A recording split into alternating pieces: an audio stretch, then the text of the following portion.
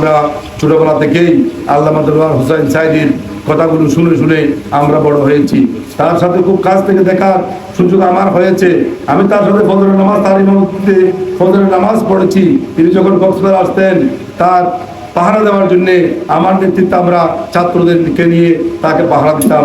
একজন খালেস মুমিন খোদাবীর বন্দা কাকে বলে? আল্লামা দেলোয়ার হোসেন সাইদিকে আমি কাছ থেকে দেখেছি। এরকম একজন আল্লাহর ওলিকে ওরা ইঞ্জেকশন ফুস করে আমাদের মাঝ থেকে তারা কেড়ে নিয়েছে। আমরা কি আল্লামা দেলোয়ার হোসেন স্বপ্ন সাইদের স্বপ্ন কি ফিরে যেতে দেবো? না, আমরা কখনো ভেসে তুলতে দেবো না।